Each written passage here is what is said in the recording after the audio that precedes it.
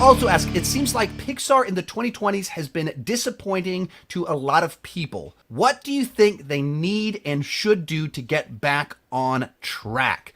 So, Pixar, from like Toy Story for about 20 years, maybe 15 is maybe a more accurate way to phrase it, had one of the craziest runs of all time of not just like, yeah, man, they kept getting on base. They kept getting hits. Like, they were putting out like bangers. They were putting out greatest of all time, groundbreaking favorites. Like the worst movie in their first 15 years was like Cars.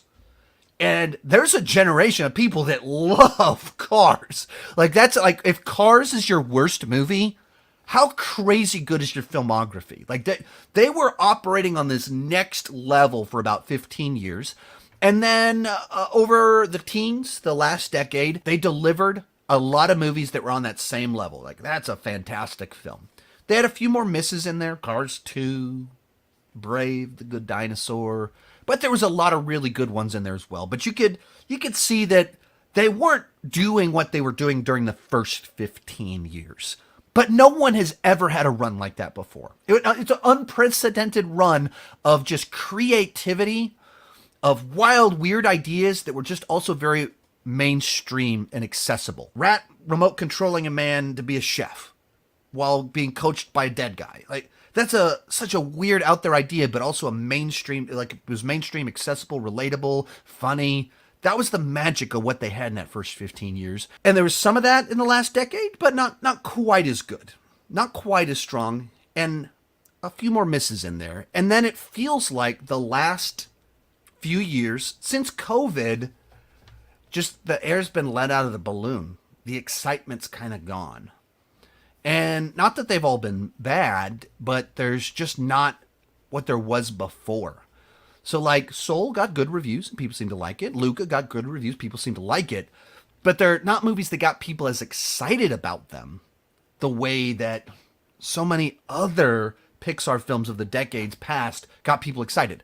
Some of that, they were COVID releases. So you didn't have, they went straight to streaming.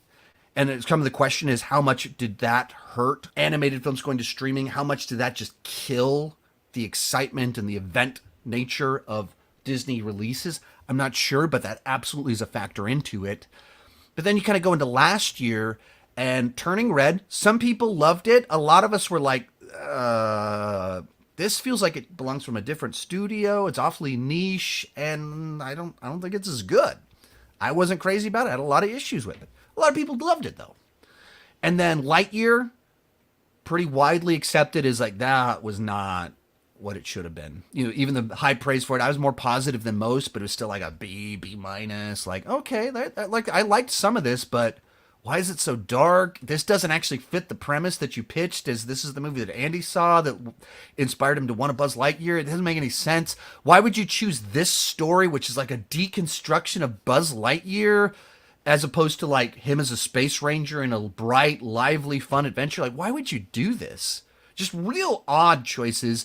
And then now we have Elemental coming out in a couple weeks, and there's no buzz for it. It's tracking to like a 30 million opening weekend, which is bad for Pixar, bad for Disney. So what do they need to do to fix it? It's tough to say because we're not talking about like a franchise like Batman, where you can say, here's how this Batman went off course. Batman and Robin. Don't put nipples on the Batsuit. Don't have neon lights. Don't make it campy. He's the Dark Knight. Make it the Dark Knight.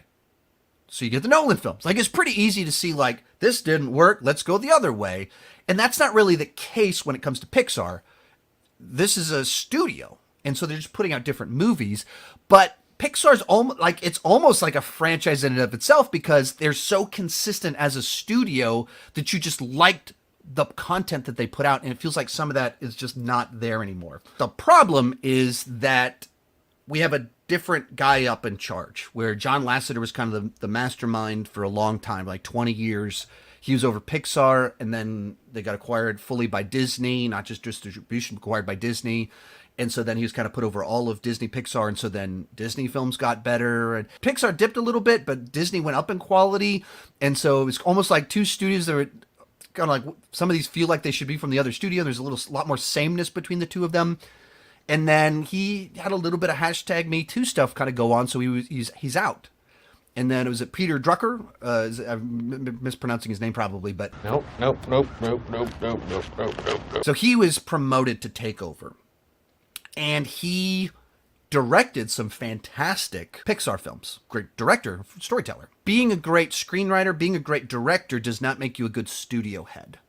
It's kind of, what is it, the Peter principle, to where in business you keep getting promotions based off good work until you get promoted to a position that does not match your skill set. And the ability to direct a film is not the same thing as overseeing directors of films and knowing which projects to greenlight. And that secret sauce of having someone that's just really good at knowing the right stories to tell and knowing the right people to tell them and being able to coach them and being able to like see this weird concept and how do you turn it into something magical. That's not something that you can just solve with more money. And it's not something that's repeatable. There's certain people that are just uniquely gifted to do that. That's why Kevin Feige at MCU, Marvel, is something special. You can't just hire a new Kevin Feige.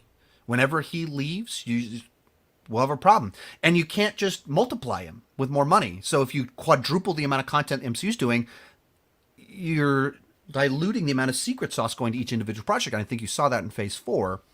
I think that's what you're seeing with Pixar. There's that magic guy. John Lasseter had a special skill set. Kevin Feige has a special skill set. It's that brilliant visionary that's great at running things and knowing what to say yes to and how to coach people, how to hire people, how to run the story groups, how to go through the whole process. And the current guy doing it, his vision for what they're trying to do, I just don't think it's as good. I don't think he's as gifted at it.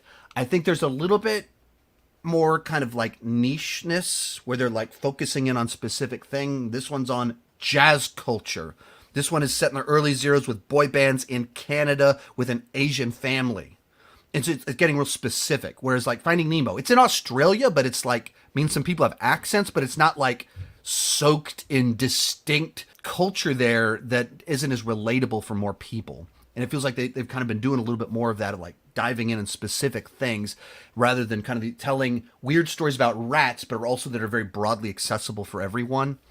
So I just think there's maybe a little bit of that, but I don't think there's a simple answer of just do this one thing and we'll solve it all. Most of these clips are pulled from my weekly Patreon live stream. Join at any level and you can join the chat and ask all the questions you want. That's for as little as $2 per month. For $5 per month, you can get your name on my end card. For $25 per month, you can have a monthly video chat with me. Link is in the description for more details, and keep talking movies and TV too much.